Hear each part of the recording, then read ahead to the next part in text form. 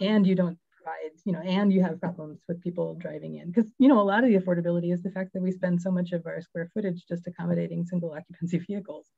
Folks driving in from the suburbs in order to be able to work here, and then their cars are the thing that we are paying to be able to accommodate. And, the car can afford just as much as you can in rent. And it's like, anyway, I'm so sorry to do this, but we are climbing up on 7 o'clock. I really appreciate all of your input and your questions.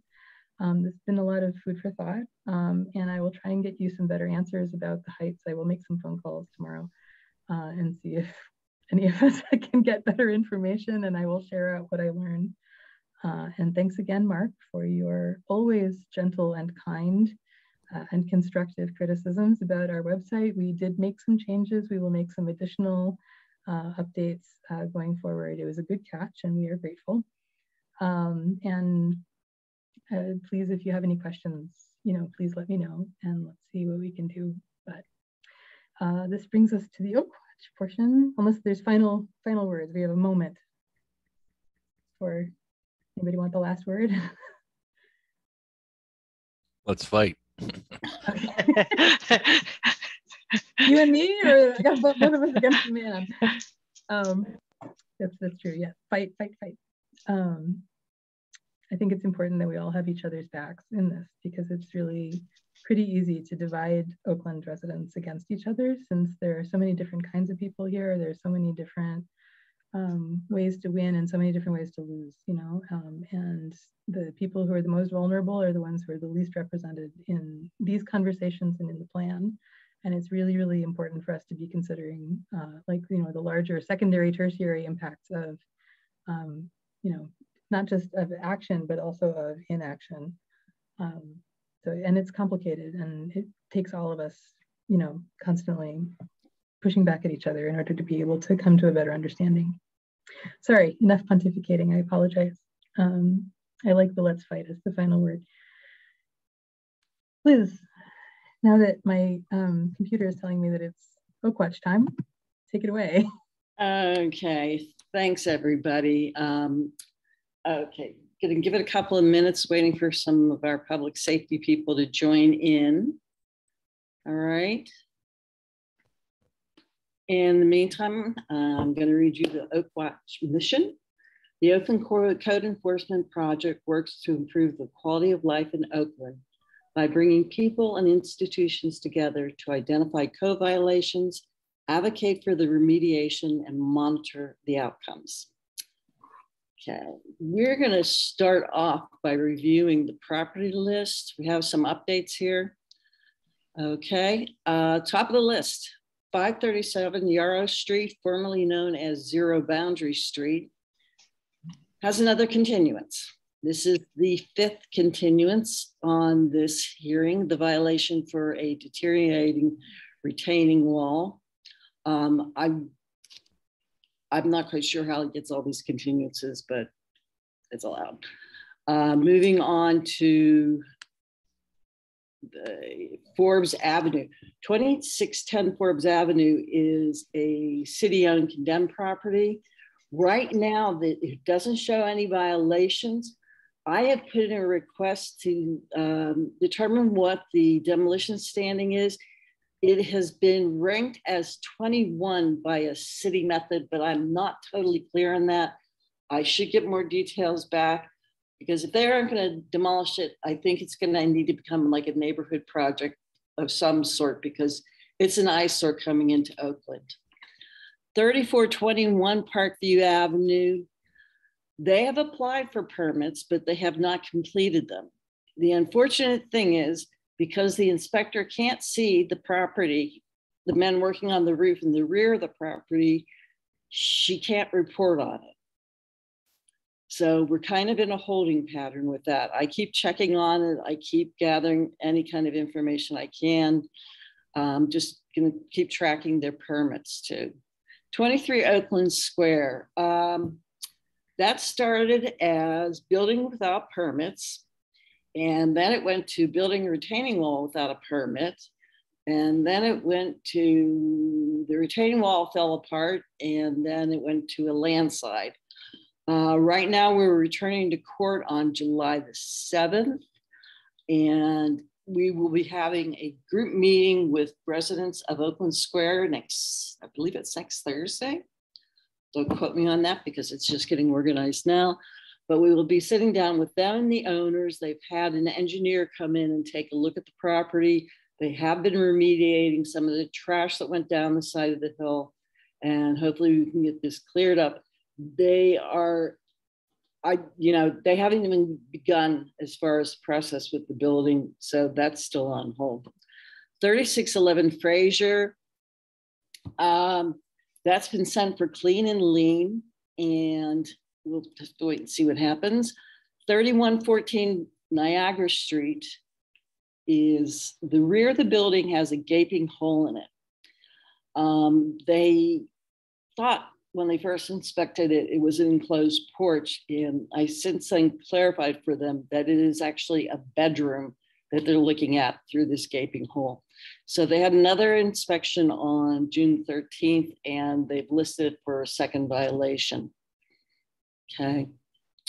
Some of the properties we have removed from the property list. 3204 Niagara Street has obtained all their needed permits. The stop work order is no longer in effect. It is still a single family house. It is a very large single family house, but it is a single family house. 1 Air Street has been sent to sheriff's sale, so hopefully that'll move on. 3221 Kennett Square, the 2-family permit, occupancy permit it has been canceled. It is single family occupancy permit only. 225 North Dithridge, which we did go to zoning with the people up in North Oakland, has been granted use as a fraternity house. As I said, the neighborhood was opposed to this zoning. Next, we're going to move on to our public safety. Last month, we had a meeting in the early part of May where we've kind of identified the data sharing between the university and the city police was lacking, okay? What was happening with them wasn't going into the city's records, which is important when you're coming to nuisance properties and other indications. So I think we're going to start with David Schifrin, Officer Schifrin from Zone 4. He can give us a bit of an update. Thank you, Liz. And first I'll mention, by the way, that I spoke with Pit Officer Jamie Cunningham and also with Commander Griffin here in Zone 4. And her lieutenant, Kiefer, is interested in our speaking probably Mondays, Zone 4 and Pit Police. And that way updating each other about what may have happened during the weekend. So that looks like it's going to go ahead. It'll be some conversation. I don't know if in person or by Zoom or just phone, but that seems to be in the works. Commander Griffin is supportive of that. And again, Lieutenant Kiefer seems to be as well.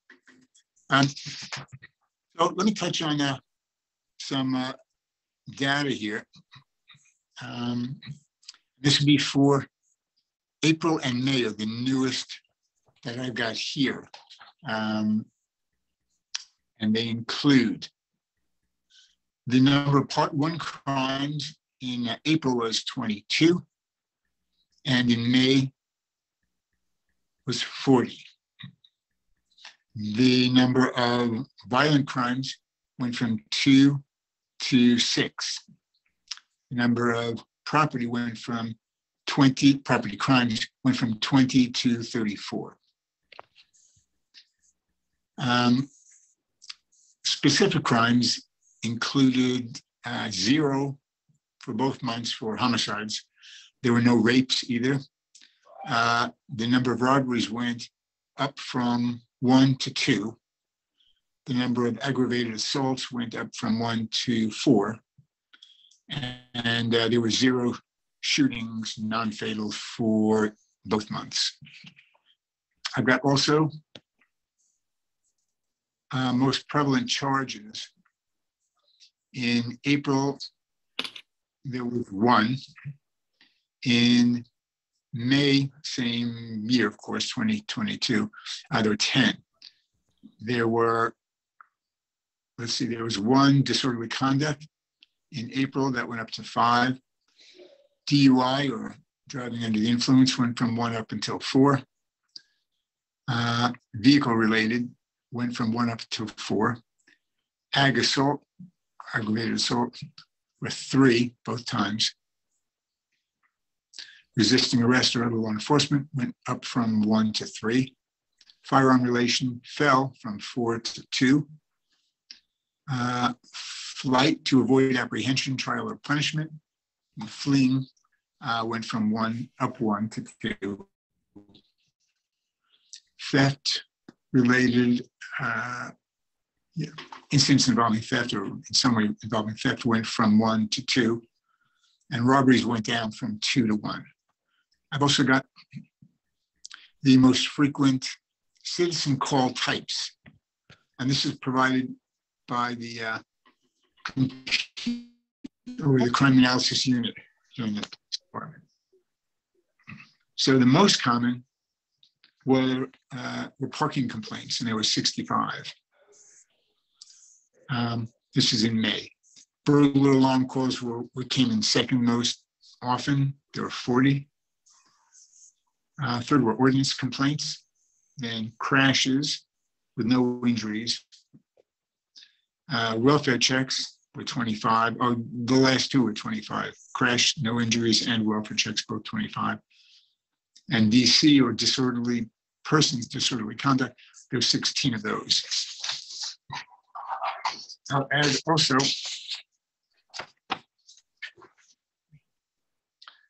that for, let's see. Okay, I've got burglaries. There were in April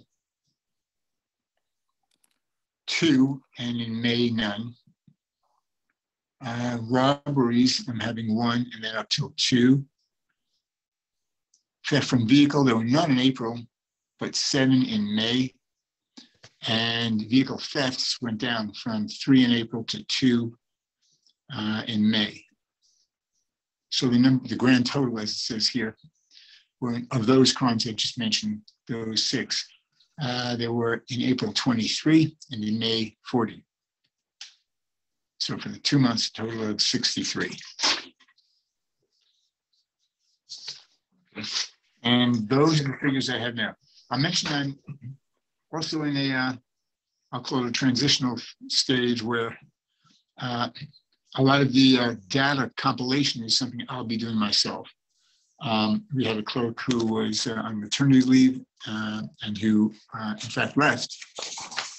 So there's another person now who will be working part-time only. And I'll be doing some of this also. And I'm still kind of a greenhorn. So I'll be piecing it together and hope to be doing a more thorough job, even by next month. And that's, I've got just a bit more I can present, which is in May, they're listed as proactive actions. So there were 27 traffic stops, 5 parking complaints, 5 traffic complaints, 4 disabled vehicles. Yeah. And that's what I've got for tonight. Okay. I guess, Officer Cunningham, maybe you could address a bit more on what exactly the arrangement is going to be made with the university and the zone for exchanging data, particularly when it comes to like nuisance properties where we're having late night parties. And if it's the city that appears and there are citations that are written, the officers can check off something for nuisance property once we have a nuisance property board. But will Pitt be doing the same thing? What did you guys discuss along that line? Well, Officer Schifrin pretty much just gave you the gist of it. This was just approved by our, supervisors and our command. The objective is to review what had happened during the weekend. And that's why we are going to try to collaborate on Mondays to review the Oakland area of not just nuisance properties, but anything that we may have missed, because there are also other incidents that the city report to that we don't. If there are citations issued by the city, and this already does happen, the city will contact our department, and depending, it's from case to case basis. If it's our student, then we send out student conduct referrals. That is the university's judicial system for our students when they go against their student code of conduct. What other question did you have, Liz? Well, it's specifically going to nuisance property in the actual sharing of data, because if, as my example said, a city officer responds to a nuisance property, they check that box. So that on a citation. Yeah. It has to do, you're talking about citations, not just student conduct violations. It's specific citations written. Yes. Okay. They will check the box, which will get it into the process, that property into the process of being brought to the attention of the new or revised or reviewed, whatever, nuisance property board. Okay. Now, is Pitt going to be doing that too? I can address that. Okay. Did you discuss anything about sharing your data with the city? And that's what our weekly meetings are going to be about. And also we have public available media log for anyone to view at our station if they come there from the normal business hours, Monday through Friday, 8 to 4, when we have our receptionist there. We have a public available media log for those to see. Upon any reports that you want to see, you can request that as well. But we do have resources available for everyone. On the other end of agencies collaborating that information, just like Officer Schifrin said, that is something that we will discuss and try to organize on a weekly basis about problems of that nature. Okay. Oh, where'd Elena go? Okay, Mark, you have your hand up. I'm here. I have something on property, on one of the comment on property, and you moved on to police. Oh, I'm sorry. Can I make a comment on property? Yes, please. Okay, I would just like to advocate for everyone going on to the Engage Pittsburgh site. There is one, we're always going on to the Oakland part, but there is one section on demolition of properties, and you can advocate for the demolition of 2610 Forbes, and they ask you to justify it. And one of our justifications is that we're trying to, there is money for the Oak Cliff Greenway and Promenade to get studied, to be developed. And that house is in a very good position topographically for entrance into it. So we wanted to move up in the demolition queue. What's That's the all. number? I'm sorry. Oh, 2610. Thank you. 2610 property. Forbes. It is city property. City property. And it's the house that sits on Forbes, like right before you start passing residential Oak Cliff, where Lon and Ophelia meet. That's it. Thanks. Thanks. Thanks, So, Lynn. Sorry I missed you there. Okay, So just Mark. jumping in since I had a question about property too. I forget I think it's the 3400 block of Parkview right next to the orchard, that those townhouses there. Mm-hmm. They started working on the roof like months and months ago, and then they just kind of stopped like months ago. They had a stop work order, but they weren't actually replacing the roof. They were just repairing. And repairing, you don't need to have a permit to do. Okay. Yeah, I know. That drives me crazy. Because they still have all of the ladders are there on Parkview Avenue stood up and they're locked with the plank of wood, so you can't get up them. They've left, a bunch of debris from the gutters and downspouts and flashing, but all along their property. And actually, they still have some in the orchard at this point, which I may scarf some of that for scrap, but yeah. But there was nothing posted. I never saw a cease and desist order anywhere on the building. Okay, now you're talking about the ones at the very end, or the ones between the orchard and Fraser Street. Okay, sorry, I'm thinking about the pink house on the other side. No, that quad. No, as far as I know, I think they got permits and they've been working because they've been doing a lot of work over there. But no, this is directly on the corner there. Okay, correct. Yes, they did not need permits because they were doing repairs. They weren't replacing the whole roof. But you're saying they left all that equipment there still? Yeah. Oh, it's been months now. For about probably a week or so at least. I haven't been over that way. I've been kind of stuck up in North or in West Oakland. Okay. Yeah, but especially if you look in the back, there's downspouts, gutters, and flashing that was like part of what they were doing. It's been there for months, and those ladders in the front have been there for months. They haven't been touched. I talked to a couple of the tenants, and they were like, yeah, they don't know what the heck's going on either. They started. I honestly, I think they replaced that roof. They did a lot of work up there. If that was a repair, that was a lot of repair work. And then, like I said, apparently they started on the downspouts and gutters, and then he just stopped. It's literally, they have to take the roof structure off, like the beams, everything. That's when it becomes a replacement. Okay. But they're just putting on new shingles or new patching or new flashing, or even that underboard. I don't know what it's called. Then that's the repair. But at this point, I mean, and I'll let it go. But at this point, I mean, I don't think you need a permit to have those ladders kind of halfway blocking the sidewalks and working there anyways. Well, I can go over tomorrow, take some pictures, and I'll 311 it. And I can also alert POW because we don't have housing court tomorrow. Yay. Okay.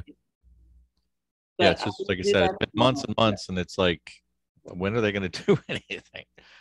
I saw they also did the new steps and everything, which is an improvement. Now they just need to get trash cans. So in the right direction. Okay, we're going to hop back over to the sharing of data. Jamie Ducar. Yeah. I know you were involved in these meetings. Can you give us any kind of outlook to it or input to it? Or? Yeah, so, I'll back up Officer Schifrin and Cunningham here to basically say, since last month's meeting, we needed to have a lot of coordinating conversations. And so that involved the University of Pittsburgh units talking to one another, and also University of Pittsburgh public safety leaders being able to reach out to Zone 4. So the Office of Engagement and Community Affairs is going to be involved in those Monday stand-up meetings. And we'll be the ones that are communicating also with the Office of Student Conduct. We've lost some capacity. The person that was sort of our data czar for being able to see hotspots and specific addresses that have been trouble for us has moved out of student conduct. So we're looking to get some of that capacity back, but it's a high priority. So Lieutenant Kiefer has agreed that, once the vacation season passes, we'll start weeklies beginning first thing in August. He'll also be sharing the knock and talk list so that the Office of Engagement and Community Affairs has that and can share that with our partners at Oakland Planning and Development if they have some specific questions on addresses. And we're really trying to build up our capacity over the next few months to be able to have really good backup data to advance our internal conduct process. Because what's happening is when Zone 4 is taking action that's separate than our pit police, that's separate from our conduct, right? Those things aren't coming together to allow our conduct process to be able to accelerate in the way that it should. So our hope is that we'll be able to catch some of the repeat offenders and most egregious incidents a lot more quickly across our unit. So It's something that is going to be a little bit touch and go as we figure out what the data systems look like and how we're sharing in ways that aren't just laundry lists of emails that are sitting. And we do know, right? So, you know, part of me being in community meetings is hearing directly from residents. So I learn in the Oak Cliff meetings and in the Song meetings what addresses to then go back to the community relations units and say, hey, what's happening here? When was the last time that you went out there? What were the students, sort of what happened there? What was the disposition? And now we'll be able to sort of pull all of that together a little bit more proactively than me being in the once a month meetings happening with our residents. Okay, one of our concerns is when, like Dave gave us a rundown of the Part 1 crimes and everything. Now, he is using data that the Zone 4 has collected to create those lists. Mm-hmm. But by not having the actual data, I understand you're going to share information and everything, but are you going to be giving them the hard data that you had 14 stops for this or whatever? The hard data, is that going to be relayed over to the city? So it becomes, we get a fuller picture of what is actually going on in Oakland, not just Oakland, this part, and then Oakland, the campus. Yeah, so I do think, Liz, initially the focus on this is really to think about what are the issues that are negatively impacting quality of life for our residents. So from my perspective, we don't necessarily need the full rundown of every crime, right? What we need to do is dig a little bit deeper on problem addresses, on our disorderly conducts, on our citations, on folks that we know are affiliated with our campus community, so that we can use our levers to act faster internally. So that's one of our primary goals. I'm not sure of the specifics of what exact data is going to be shared between the two offices, but from my perspective in engagement and community affairs, right, I'd like us to spend a little bit more time triaging things that are most negatively impacting our residents, that are adjacent to our residents, and that are being perpetuated by folks affiliated with our campus. I do understand that, but again, I'm going to go back to, you know, with the zone, they have to hand in details. Mm-hmm. They have to hand in their figures, what they, you know, and if they don't have all of that information, all the data, your data and their data together to get the complete picture of what is going on in Oakland, that impacts their staffing, funding. I mean, there's just, we're not able to give the city a clear presentation of what is occurring in Oakland in Zone 4.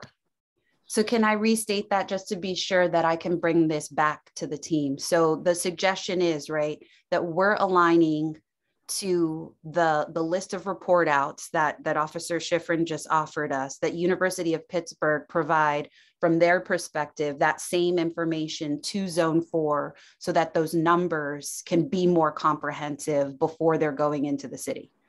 Correct. A more accurate reflection of what is occurring in Oakland, because it so many things depend upon that. Okay. Okay. John Tarkarski, see you down there. John? Okay. John's not here. All right. Jamie? There we go. I couldn't open my mic. I'm so sorry about that. You know, anyway. John, you've been around the zone, you know, for a long time and around Oakland and everything. Yep. And, you know, am I wrong in saying that so much of your operations is based upon data? Well, no question. Allocation of manpower and resources depend on it. You often find that sometimes the numbers don't really tell the whole story, because the perception, the reality is things are a lot more demanding than the numbers prove, because all the numbers aren't being either identified properly or being turned in.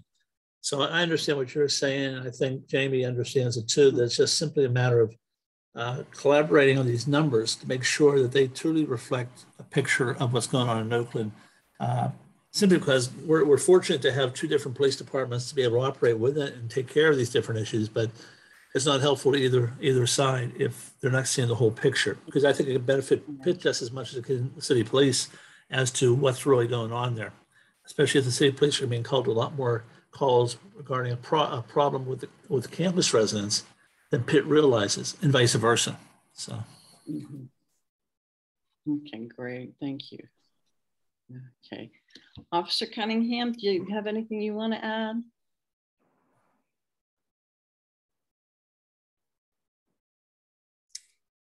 I do not, just to know that, but when we do receive these problem areas, nuisance areas, we will continue to address them by doing our knock and talks. And as far as citations goes regarding to that, and like Ms. Ducar said, once we get to the bottom and the repeat offenders, then that's when we will start. I don't want to say we give our students the benefit of the doubt. If they do it one time and that's all we do our knock and talks, but if they continue to do it, then that's when a citation will be issued. And that's what Jamie was trying to say to you, so we can narrow it down and get to the repeat offender, so something can be done internally. Because to be honest, our students, they do fear the judicial system of the university.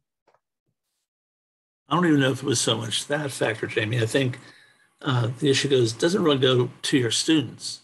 I believe what you're saying. It goes to the landlords who allow these conditions to exist. And that's yes. And the students are the ones, I mean, yeah, they're in the middle. They're in the middle. I mean, the landlord, the students might change every year, but his permission and his permission or permissible attitude, and that gets word around with students. Hey, that's a good guy to rent off if we could party there. They're the ones who pay for it. The students, when the fact the landlord doesn't really care, he just wants his money.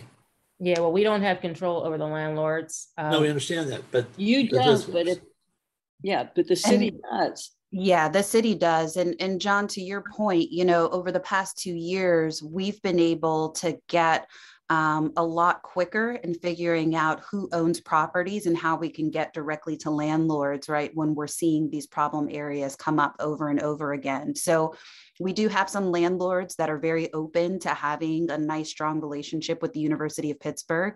And to be frank, right, we have other landlords that don't want to give us any information on their tenants and refuse to cooperate. So we'll do our best continuing to attend to Oakland Landlord Alliance meetings and working with Liz. I know I've done a lot of back channels of, hey, do you know who owns this property or that property? So that we can act in any way possible, especially if we know the property is owned by LLCs that might mask who exactly the ownership is there. But that's also a piece of the puzzle, right? Is being able to have our landlords really understand that the university is going to start communicating to our students more overtly about what type of landlords we consider responsible and which ones we do not. And that once you affect folks' bottom line, I think that's when you start to see a change in behavior. Kathy Gallagher, hey, Liz, this is Jeff Becker. Can I ask a question? Kathy's had her hand up for a bit here, so I'm going to go with Kathy. Oh, sure. Yeah. Then we'll hop over to you. Kathy? Okay, I think it's great that the university and the city are sharing data, but the data is only as good as what is input in that data. So without citations, without some record, those never show up in the data. You know, if somebody comes up and goes up to a party and says, hey, quiet down, and drives away, that's never recorded. So I guess well, that's just a comment, but my question perhaps for Officer Schifrin, in the past, Commander Herman had a policy that if officers were called to a disruptive party, there either had to be a citation or some record as to why there wasn't a citation. So I'm curious as to whether that policy is still in effect. Because we have nuisance properties. The same properties have been having parties for 30 years, and they've never been classified as nuisance properties because they don't get citations. Thank you. Sure. Yeah, I don't know the answer to that question. It's easy enough for me to find out tomorrow. I'll probably be speaking with Commander Griffin. But I'm aware of what you're referencing, namely the zero tolerance practice that Commander Herman encouraged.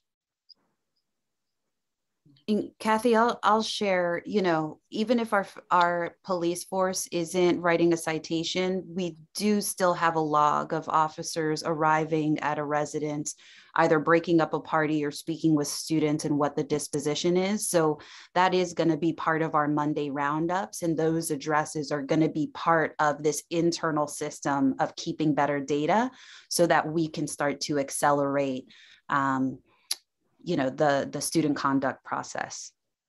So, you know, even if there isn't a citation, we'll be able to have it. I also wanted to remind folks, and I know I do this in community meetings a lot, the Concern Connection is a great potential tool for us. It is the University of Pittsburgh's version of 311. And so with that, folks can send a text message, they can call, they can send an email, but if you give a specific address and say this is a problem, that is a system that is held external to all of our units and is centralized across the institution and can help have some accountability for those addresses as well. So I always emphasize that that's a tool that we can start to use to have better data visible to us and to have our residents be able to input directly where we should be paying attention. Jeff, you have a question?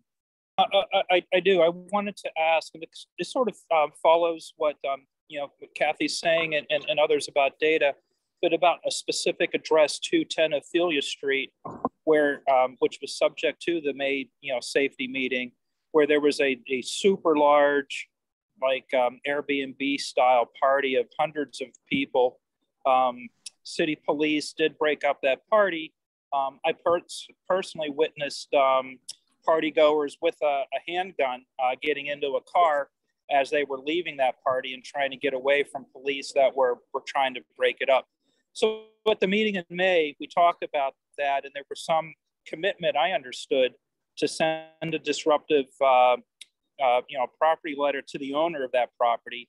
The owner's hidden behind an LLC, but I was able to find the owner of the property without too much trouble because their tax bills go straight to the owner of the property, and that's a family that lives in the North Hills. So I wanted to ask two things. One, did that disruptive properties letter get sent? If not, why not? And two, to make sure that it is in fact on the data list, because it's an Airbnb style property that regularly has large, sort of rave type parties that we saw, occurred at super tragic effect on the north side. So those are two questions. Did that letter get sent? If not, why not? And is it on the radar screen? Is it on the data sheet for, city and Pitt Police and Pitt's community department? Okay, Jeff, I can partially answer that. No. Okay. As of right now, we do not have a nuisance property board, but I spoke with Rebecca Rinaldo this morning, and from the public safety director, Lee Schmidt announced last night, the mayor office has at last received all the council names for suggested appointment to the Disruptive Properties Appeal Board. Okay. Now, the mayor's office is going to be reviewing those names, and we're going to be hearing an announcement in the very near future so that the police can go back to officially reinforcing nuisance property laws that are on the books. Right. This has been a dead duck in the water for what, 4 years now? Well, this is one of those properties that are habitual offenders. Mm-hmm. And the frustration is, I live 3 doors down from it, received a commitment in May that this letter was going to get sent. So it's disappointing to hear that it did not. And, I'm hopeful that it remains, high up on the list of potential disruptive properties, because I believe these properties get kind of passed down, from, sort of class to class. They know that they can hold a party here and kind of get away with it. And Jeff, I can share from you know, an ECA perspective that that property is at least on my list of attention. So it was something that I followed up with Sergeant Riley on. She's currently on overnight shifts, so her data is going to be really critical for us moving forward. And she had reported that she previously saw a call out to that address, spoke to students that were having a party, but it was a different set of actors than the folks that had that were throwing the party where Zone 4 responded. So your example was actually part of my outreach to our head of public safety, Ted Fritz, and I'm actually not sure what Holly Lamb's title is. I'm sorry, but you know, to reach out to our, sorry, what is that? Deputy Chief. Okay, Deputy Chief Lamb. So I reached out to the both of them, and Jeff, I used your story as an example, right? That Zone 4 had been there, that Pitt Police had been there, that it took a resident, right, to pull those pieces together and identify this as an Airbnb with sort of a transient party culture, to reinforce the fact that we really needed to be attentive to this data agreement pretty quickly. And so they agreed that, you know, one, right, that we would keep an eye on that property, but two, that we would do whatever possible to start getting in a more regular routine of being able to map and track really persistent problem addresses like that. As far as the letter, I think that was a pretty specific ask of the folks in the room. So I'm not sure if maybe, you know, there's the potential for somebody that was in Zone 4 that was there at that meeting last month, could have potentially. The commander was there. I spoke directly to the commander and gave him my contact information. Well, I'm happy to hear that, Jamie, and that's I think that's, you know, that's a positive step forward to, you know, as you said before, maintain and encourage a quality of life in the neighborhood. Unless there's some ordinance or law that I'm unfamiliar with, I see no reason once the disruptive properties person and board gets reconstituted that letter still can't go out. Oh, I mean, it's only happened the week before Easter. We're just talking a month ago. No, both OPDs. Well, a month and a half now. Yeah, we also have a list, you know, and I could probably recite it off the top of my head of houses that over the last 4 or 5 years, I know who they are. I also know who the landlords are. Okay? Yeah. So that wouldn't be that hard to do. I also want to say the day. Well, this is a specific ask. Before I leave this issue, Liz, and I apologize for interrupting. My specific ask is that letter still go out to that property owner. So they are properly informed, you know, that this occurred and that it's on, you know, kind of the watch list of city and university, you know, authorities. And I can also tell you that Officer Colello from the university was down there the next day and spoke to the residents at that house about what had happened and had a very strong discussion with them. So is there any chance of like my ask getting, you know, acted on, that a letter still go out to this property owner? I can't cite them for anything. I can just say it has come to our attention that your location is repeatedly being used, but I don't have any proof. I don't have any legal reach. You know, and this is why we've been pushing the mayor's office about getting the nuisance property back. Right. Back, just because that has to go through that legal chain. We really, you know, I could go and talk till I'm blue in the face, but I don't have any legal standing. So the best I could do, and what I have been doing, is really pushing the mayor's office about the nuisance property. And ask John, because every time I talk to John Tokarski, I'm like, nuisance property, nuisance property. He's probably sick of hearing about it from me. So, okay, thanks, Jeff. Elena, you have a question? Yeah, I have a request for Officer Schifrin when he speaks to Commander Griffin about the policy, the previous policy of writing a citation or having to explain why not, that he lets them know that at least Oak Cliff residents very much want to see that policy brought back. Also, I want to call attention to the comments that Mark put in the chat about what has happens with just giving warnings. I mean, that's how we got into, like, years before Commander Herman, that's how the situation was allowed to get so bad. So that's it. Thanks, Elena. So if I can ask, so again, what was that first request, Elena? You said that you were going to talk with Commander Griffin about the policy of the previous policy where they either had to write a citation or say why a citation wasn't given. So the ask is that you impress upon him that we would like to see that brought back. Okay, yeah, I'll pass that along. And before Commander Herman and that policy, things were pretty bad, and it made a huge difference. It did. Okay. Okay. Yeah, I'll be glad to pass that along. Thank you. You're welcome. Okay. So, well, I've already told you about the nuisance property, which was the next thing. I will keep you posted. From speaking with Rebecca, that should move fairly quickly. So once that's back in place, the officers can start checking that box, and that data will go into the system and it will be acted upon. So that is forward progress. As far as I know, the system will be up and operating completely by your next meeting in September. Great. Okay. Does anybody else have any other questions?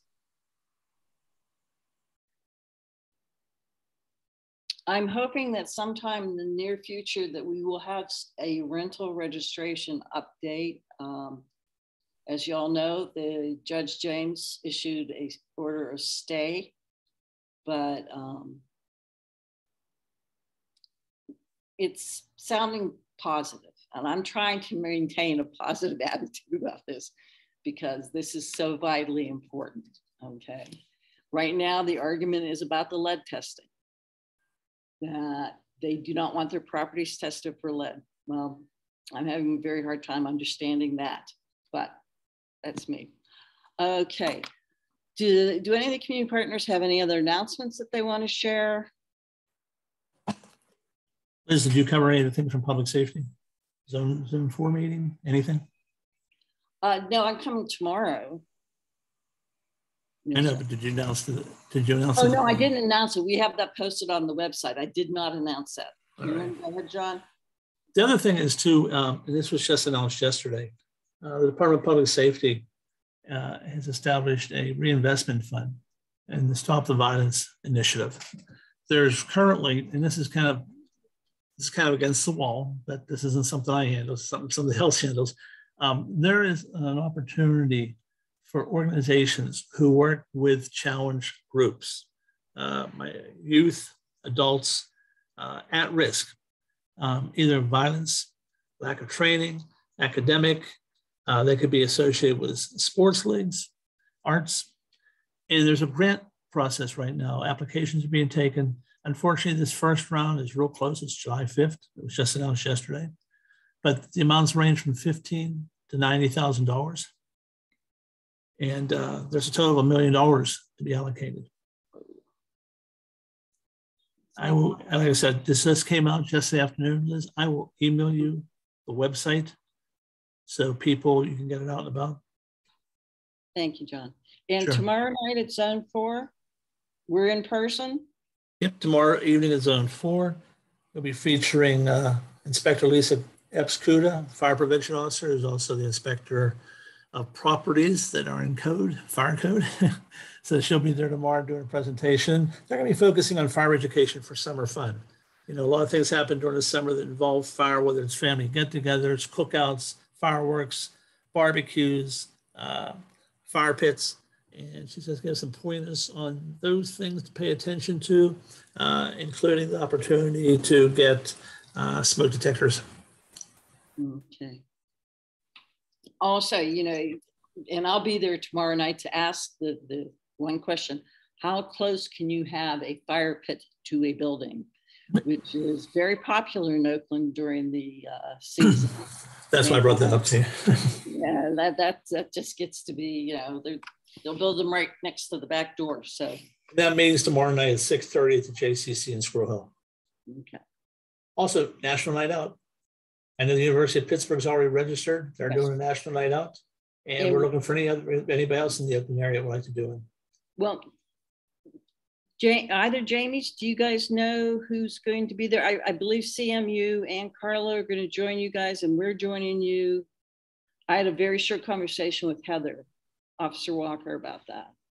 Yeah, she filled the application.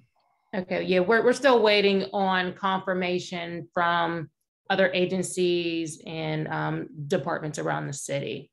I think Carla will be there as well. We're waiting for Chatham University. They will be new this year if they do agree to attend.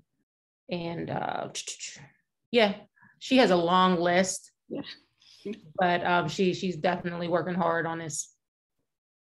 Yeah, it was great last year. I really enjoyed it. So good. Hopefully it's bigger and better. We try to go bigger and better every year. So I got to salute Pitt, the police. They've done a great job every year. They've often worked with our park rangers, but they've always done a great job and a great turnout, and people really love it. Thank you. And we get a fire truck. Had one for you last year, didn't I? Yes, I will. I'll put it in for you. Yeah. We're going to work on that again this year as well. So excellent. Okay. Does anybody else have any other questions, concerns, issues they want me to look at over the coming months? As you know, we've got move in, move out, or move out, move in coming up towards the end of July going into August. And I'm going to be meeting with the landlords on Thursday, June the 23rd at the OPDC offices, and we'll have some updates on Clutter for a Cause and how to handle the cardboard tsunami, courtesy of, well, I won't say courtesy of Amazon, they're the creators. So our next meeting is in September. It will be Wednesday, September the 21st at 7 p.m. And hopefully we will have a full update on rental registration and on nuisance properties, nuisance and disruptive properties. Okay. Thank you everybody for coming tonight. I appreciate it. Again, if you've got any questions, concerns, give me a call, send a text, or shoot me an email. All right. Have a good weekend. Okay, you too. Good night, everybody. Thanks, Liz. Thanks. Have a good night, everyone. Liz, would you be able to stay on the meeting for a few seconds? Oh, yes. Oh, David. Yeah, sure. Wonderful. Can I stay on, Sam, who's in charge of this? Just for a couple of minutes. Yeah, I was just, because you mentioned Clutter for a Cause, I was just wondering, because we have, I'm not sure if you're aware of the many difficulties we've been dealing with for a few years on Beeler Street. And a lot of that is, like CMU. Yeah, just student residents not cleaning up after themselves and whatnot. And residents discuss like a Clutter for a Cause type of event. So, and I mentioned this to Jamie at Pitt, because I know she's involved in that. Just, seeing if she would be open to talking about something in the future. But residents were wondering if that's something that we could get in place over there through CMU's capacity.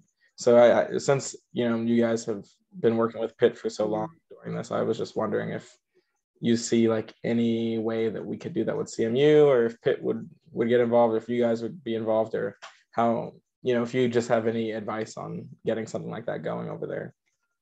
Things really started to work out for us with the clutter with Pitt once Pitt decided that they could get their facilities guys to get in on it and surplus property. So Pitt has a surplus property storage facility on Thomas Boulevard, and they fund the surplus property department and facility entirely off of the revenue that they make from selling off stuff that they get. So like Pitt, is getting rid of all of their desks from 1989, and it all goes over there, and then like they sell it, and the revenue from that is what's driving it. It's just kind of like a disposal loop for them. I don't know that CMU operates at the same kind of scale, but they must have something in place that's like that. I would honestly start, as I always do with everything that I have to ask about how CMU works as an organism, with Bob Reppy. Yeah. And I know that he's not the one who would necessarily solve this problem completely, but I think that without the university's, like facilities involvement, then no kind of like, student engagement or community engagement folks are going to get any headway on it. But for the time being, folks on Beeler are welcome to bring their stuff to the collection events that we have at the end of July, beginning of August. So that Friday, the 29th, Monday, the 1st, trying to bracket the big weekend when people are going to be moving out, because trash collection day in Oakland is on Tuesday mornings. So try and get as much of that off the streets as we can from the weekend. But that was the only time that we were able to put together a collection event. But we also then drive around and pick stuff up on those days. It's not just bring us your stuff, but also we'll come and find it and just take it. So. Okay, well, thank you guys for that. I appreciate it. And sorry if that doesn't solve the problem. What did you say? Sorry if that doesn't solve the problem. I mean, at the end of the day, as I see with most things, the problem is education. Just the way our society works in general, like this culture, promotes like a very wasteful nature. Just buy something, use it, and when you're done with it, throw it away. It doesn't matter where it goes. So. And well, also just where disposal is cheaper, even if you have to pay for it, is still cheaper than disposing of it, and then buying a new thing is easier than trying to like fix or transport or renovate anything. Like that's the problem, is that there's no payoff for keeping something. So. Oh, the rest of the world seems to handle it.